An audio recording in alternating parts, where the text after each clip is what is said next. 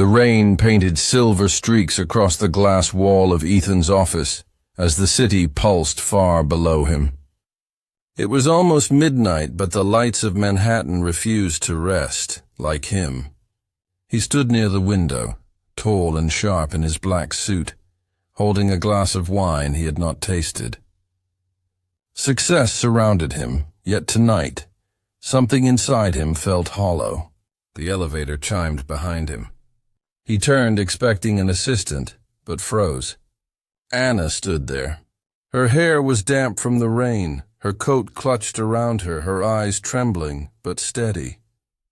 She had been part of his world once, the part that still felt human. "Ethan," she began softly, her voice shaking, "I need to tell you something." He frowned, setting his glass aside. "It's late, Anna. Whatever this is, it can wait until morning." She shook her head. "No, it can't. I'm pregnant." The words sliced through the quiet like a blade. His chest tightened, but his face stayed calm. "How far?" he asked, his voice flat. 11 weeks, she whispered, her eyes glistening. "And they're triplets." The air seemed to vanish between them. He blinked once, then stepped back, his jaw clenching. "Anna, I can't do this." "You know the life I live. The company is everything right now." She looked at him as if seeing a stranger. "They're not a business deal, Ethan. They're our children." He exhaled, running a hand through his hair. "I can send money. You won't struggle." Her tears fell, but she smiled faintly. "I never wanted your money. I wanted you." She turned toward the door, whispering to herself, "You just lost more than you know." And when the elevator closed, Ethan felt something he couldn't name, an emptiness he thought he'd escaped. The cold wind of Brooklyn cut through Anna's coat as she stepped off the bus, clutching her stomach protectively. The lights of the city no longer sparkled like before. They just flickered, distant and cruel. Her world had shifted the moment she walked out of Ethan's office. Gone were the fine dinners, the warm smiles, and the illusions of forever. Now, her life was measured in bus fares, diner shifts, and the quiet whispers she spoke to the 3 tiny lives inside her. "We're going to be all right," she told them, pressing her hand against her belly as the winter wind howled around her. Her apartment was small, one room with a leaky ceiling and a stubborn radiator, but it was hers. Each night she came home exhausted from the diner, smelling of coffee and soap, yet she smiled when she saw the ultrasound picture on the table. She had named them already, Hope, Lily, and Emma. The names gave her strength. When loneliness tried to break her, she imagined their laughter filling the room. Her doctor warned her to rest, but she couldn't. Bills waited, and her babies depended on her. One stormy night as she walked home after her shift, a sharp pain gripped her side. She gasped, clutching the wall for support. Rain poured harder, soaking her through, but she kept moving. "Not yet," she whispered through tears. "Please, not yet." Somewhere inside, she knew life was about to test her in a way she never imagined. The night blurred into flashing lights and echoing voices. Anna barely remembered how she reached the hospital. A kind taxi driver had found her collapsed on the sidewalk, rain soaking her hair, her hands trembling as she clutched her stomach. "Hold on, miss," he kept saying as the car sped through red lights. Her world tilted between pain and fear, but through it all, she whispered 3 names over and over: Hope, Lily, Emma. It was as if saying them aloud kept them alive. Hours later, in a blinding white room, she heard the first cry, then another, then one more. The sound pierced through her pain like sunlight breaking clouds.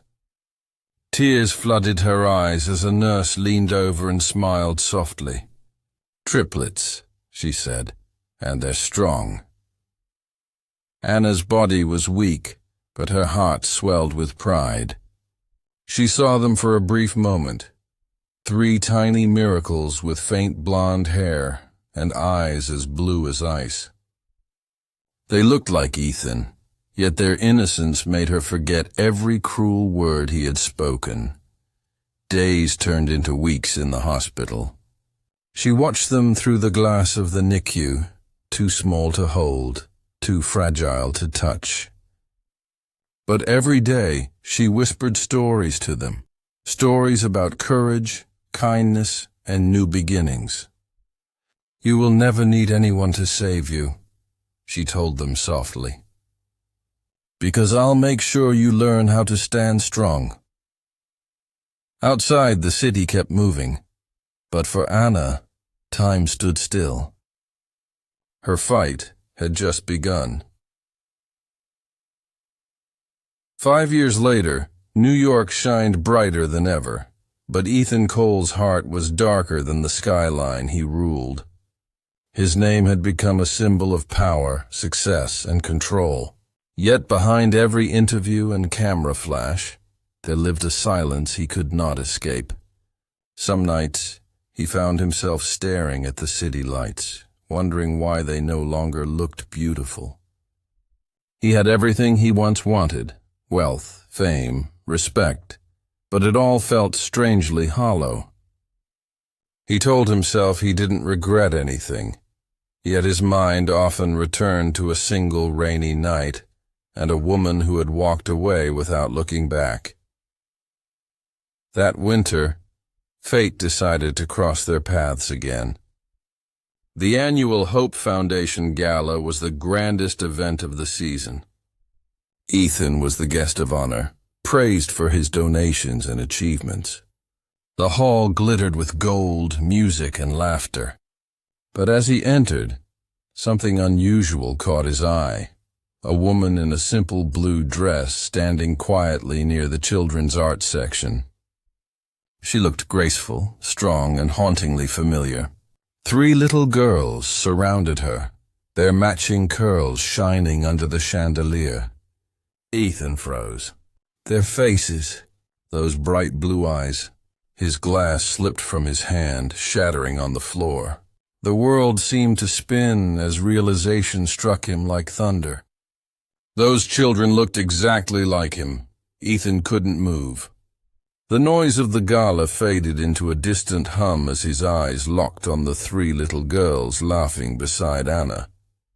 They were painting stars on white paper, their small hands covered in color.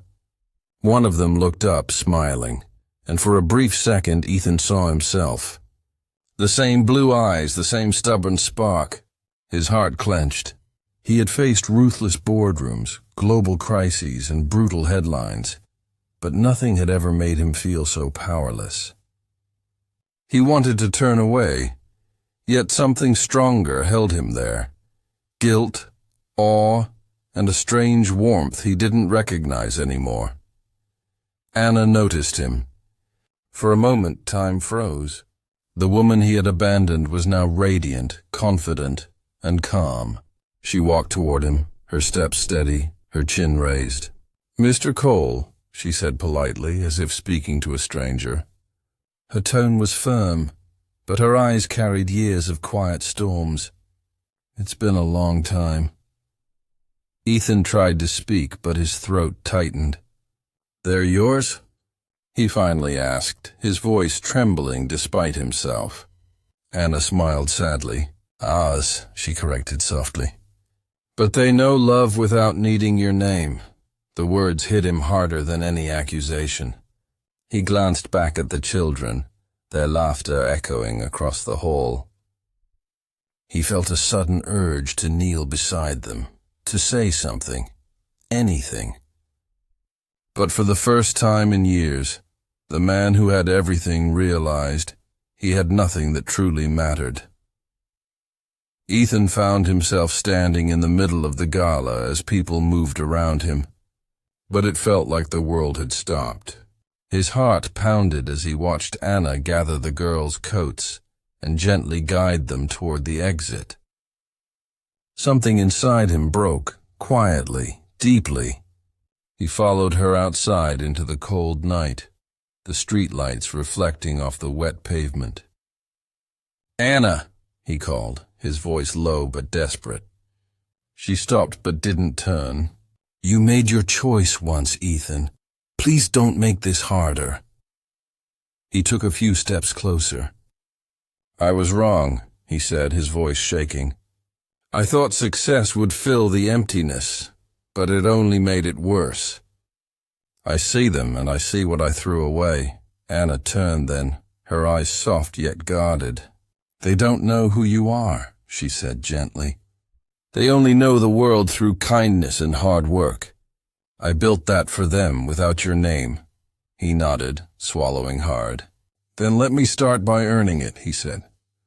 "Not as Ethan Cole, the businessman, but as the man who finally learned what matters." Her silence stretched, filled with the distant hum of the city. Then slowly she nodded. "They deserve to know their father," she whispered. The three girls peeked out from behind her, curious smiles lighting their faces. As Ethan knelt before them, tears blurred his vision. For the first time in years, he didn't feel powerful. He felt human. Destiny had brought him back, not to reclaim his pride, but to rebuild his heart.